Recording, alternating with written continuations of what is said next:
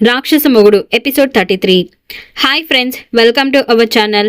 Friends, చాలా మంది ఇంకా నా ఛానల్ని సబ్స్క్రైబ్ చేసుకోవట్లేదు. మీకు ఈ వీడియోస్ నచ్చితే ప్లీజ్ నా ఛానల్ని సబ్స్క్రైబ్ చేసుకొని నాకు సపోర్ట్ చేయండి. సో ఇంకా స్టోరీలోకి వెళ్ళిపోదాం. ఏరా, మీ అమ్మ బాబు నన్ను కొడతారా? నువ్వేమో నన్ను అరే ఉరే అని పిలుస్తావా అని అంటూ పక్క నుంచి సమీపించిన జయరామ్ను ఆ వెనుకే ఉన్న మధును చూసి భయంతో కీచుగా అరిచాడు తరుణ్. అంకుల్ అంకుల్ అని తరుణ్ కేకలు అఖిల్కు చేరలేదు. అక్కడ నెలకొన్న గందరగోళ వాతావరణంలో అతడిని ఎవరూ పట్టించుకోలేదు. సుజాత భర్తను అడుగుతుంది, ఎవరండి వీళ్ళంతా? ఆవిడ ఎవరు? ఆ పిల్లాడి ఎవరు? ఈ పొడుగాటి వ్యక్తి నిన్ను ఏదో అంటున్నాడు. ఆ భాష నాకు తెలియటం లేదు. ఏం జరుగుతుంది ఇక్కడ అనే ఆందోళనగా ఉంది ఆమె కంఠస్వరం. రమేష్ జనాంతికంగా భార్యకు కూడా అర్థమయ్యేలా హిందీలో చెప్తున్నాడు. ఇదిగో ఈ అమ్మాయి మన హోంలో పనిచేస్తుంది. అదిగో రోజు అతడెవడో రావడం పోవడం, ఈవిడ ప్రవర్తన బాగోలేదు. జయరాం అదేమని అడిగిన పాపానికి అతడిని పట్టుకొని వాయించింది అని తడుముకుంటూ చెబుతున్న రమేష్ కాలర్ పట్టి గుంజాడు అఖిల్ ఆవేశంగా.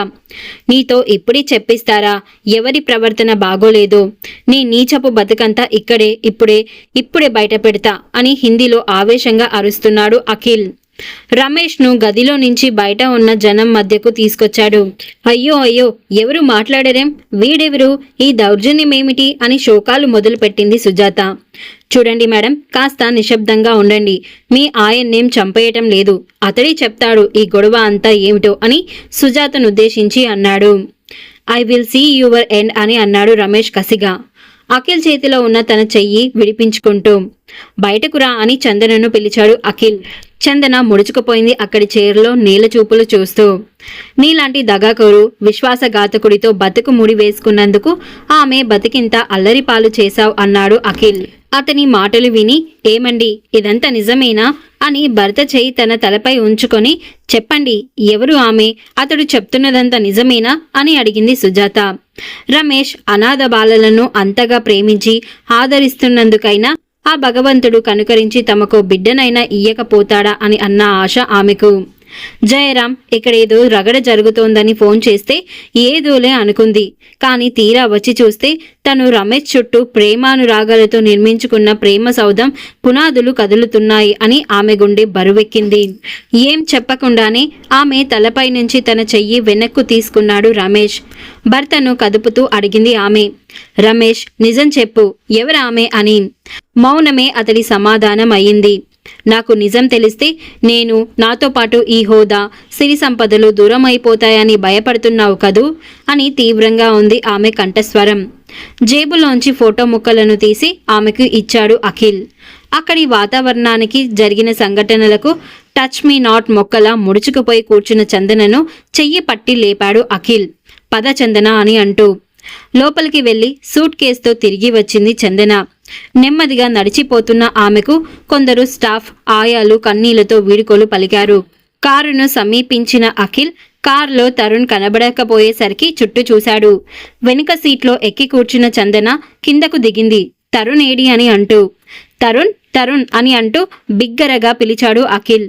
రోడ్డు ఆ చివర నుంచి ఈ చివర వరకు చూశాడు. ఎక్కడా జాడలేదు. అతనికి ఏదో చెడు జరిగిందని సిక్స్త్ సెన్స్ చెప్తుంది. తరుణ్ ఎక్కడా? మాట్లాడరేం అని గాబరాగా అడిగింది చందన. కారులోనే కూర్చున్నాడు, ఇప్పుడు లేడు అని అంటూ కాపలా మనిషిని అడిగాడు. అతడు చూడలేదన్నాడు. అఖిల్ గుండె ఒక్క క్షణం లయ తప్పింది, ఏమైనట్టు అని.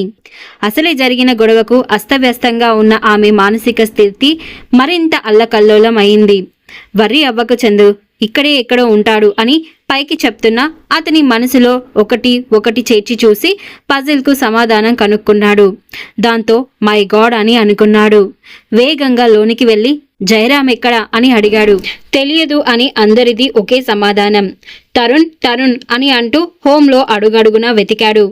అతడి వెనుకే పరుగులాంటి నడకతో నీళ్లు నిండిన కళ్ళలతో వెతుకుతోంది చందన కూడా. లోపల నుంచి సుజాత వేగంగా వచ్చి మారుతి కారు ఎక్కి స్టార్ట్ చేసింది. ఆమె పరిసరాలను వ్యక్తులను గమనించటం లేదు. ఆమె వెనక్కి సుజీ ప్లీజ్ ఆగు అని అంటూ పరుగులాంటి నడకతో వచ్చిన రమేష్ కొయ్యలా నిలబడిపోయాడు రయ్యిన పోతున్న భార్య కారు చూసి. హడావిడిగా తన బెంచ్ కారు ఎక్కి కూర్చున్న రమేష్ను కంగారుగా సమీపించాడు అఖిల్. ఒక్క ఉదుటున అతడి కారు తాళాలు తీసి జేబులో వేసుకున్నాడు. రమేష్ డోరు తెరిచి విసురుగా కిందకు దిగాడు. ఏమిటి అంటూ. తరుణ్ కనిపించడం లేదు అన్నాడు అఖిల్. అయితే అన్నాడు. పిల్లాడిని ఏం చేశావు చెప్పు అని తీవ్రంగా ఉంది అఖిల్ స్వరం. నాకు తెలియదు నిజంగా అని విసుగ్గా అన్నాడు అతడు. సరే జయరాం గాడు ఎక్కడా అని తీవ్రంగా ఉంది అఖిల్ స్వరం. ఏమో తెలియదు నాకు అన్నాడు రమేష్. సరే ఇక్కడ ఏం సీన్ క్రియేట్ చేయకుండా లోపలికి పద అన్నాడు అఖిల్.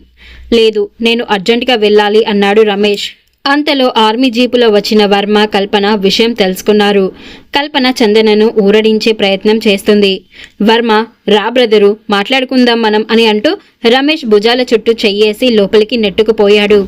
పోలీస్ కంప్లైంట్ ఇచ్చే వచ్చానులే అని అంటున్న వర్మ వైపు కోపంగా చూశాడు రమేష్. చందన పరుగున వచ్చింది అక్కడకు. వీడే తరుణ్ని బతకనివ్వనని పదే పదే బెదిరించాడు నన్ను. దుర్మార్గుడా ఏం చేశావురా నా బిడ్డను అని అతడి కాలర్ పట్టి గుంజి ఏడుస్తూ అలాగే కిందకు వేలాడిపోతున్న చందనను పడిపోకుండా పట్టుకున్నాడు వర్మ. చందు చందు అంటూ బాటిల్లో నీళ్లు ముఖంపై చల్లింది కల్పన. కంగారుగా ఏమో చెప్పబోతున్న అఖిల్తో పల్స్ బాగానే ఉంది, బాగా డిస్టర్బ్ అయినట్లుంది, తిండి తిప్పలు లేకుండా హాస్పిటల్కు తీసుకెళ్లిపోతా అని అంది కల్పన. అప్పుడే అంబులెన్స్ వచ్చింది. దాంతో చందనను తీసుకుని కల్పన హాస్పిటల్కి వెళ్ళిపోయింది. రమేష్ ఎదుట టేబుల్పై కూర్చొని ఆ జయరాం ఎవడో ఎక్కడుంటాడో నిమిషంలో చెప్పించానా నీతో, నావన్నీ మిలిటరీ ఆన్సర్స్ రా అని అంటుండగానే పోలీస్ ఇన్స్పెక్టర్ కానిస్టేబుల్ వచ్చారు. రమేష్ను విష్ చేసి సార్ మాకు వచ్చిన కంప్లైంట్ ప్రకారం వచ్చాము. మీ హోంలో పనిచేసే ఆవిడ కొడుకు కనిపించకుండా పోయాడట, కిడ్నాప్ అంటున్నారు వీళ్ళు అని చెప్పాడు. నాకు ఈ విషయానికి సంబంధం లేదు. వాచ్మెన్ ఎంప్లాయీస్ నిత్యం అలర్ట్గా ఉండే మా హోంలో అటువంటి సంఘటనకు తావే లేదు అని చెప్పాడు రమేష్. రమేష్ సార్ సొసైటీలో పరువు ప్రతిష్టలు గల పెద్ద మనిషి సార్, మీ అబ్బాయి ఫోటో ఇవ్వండి ప్రయత్నం చేస్తాం అని అఖిల్తో అన్నాడు ఇన్స్పెక్టర్. సరే రేపిస్తా ఫోటో అని కామ్గా ఉండిపోయాడు అఖిల్. సార్ ఎనీ ప్రాబ్లం అని వెళ్ళిపోతూ రమేష్ను అడిగాడెతడు. నో అటువంటిదేం లేదు థ్యాంక్ యూ అని అన్నాడు. కుర్చీలో కూలబడ్డ రమేష్ గడ్డం కింద రివాల్వర్ పెట్టి పైకెత్తుతూ అడిగాడు వర్మ.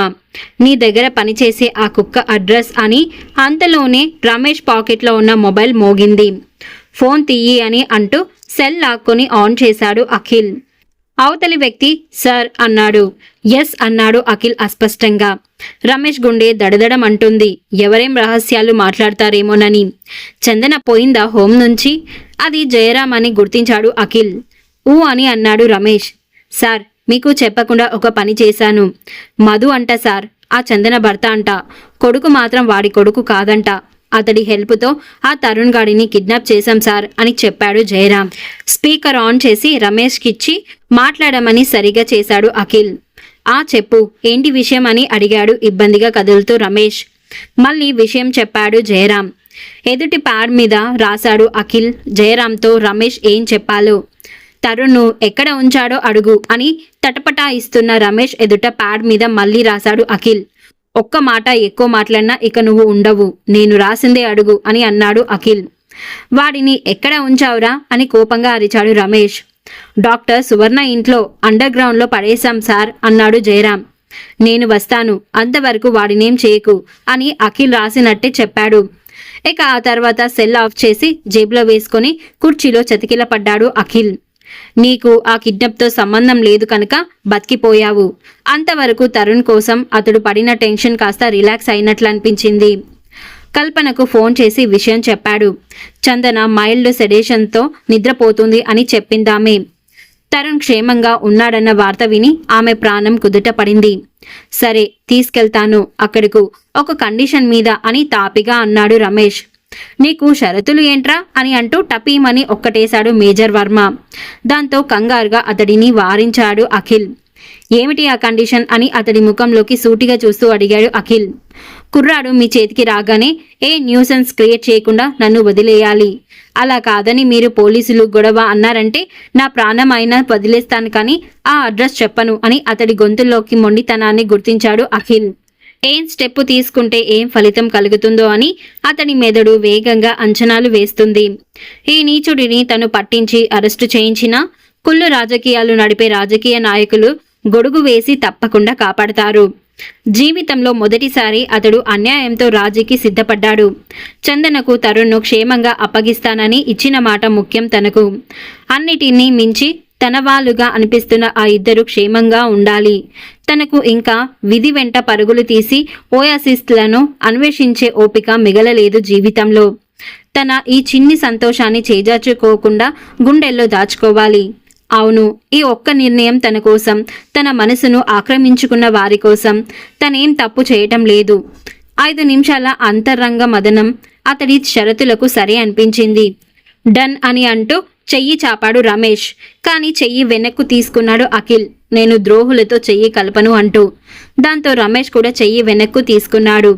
అఖిల్ ముఖంలో ముందెన్నడూ చూడని గాంభీర్యం చూసిన వర్మ మారు మాట్లాడకుండా అతడిని అనుసరించాడు. మిగతాది నెక్స్ట్ ఎపిసోడ్లో చూద్దాం.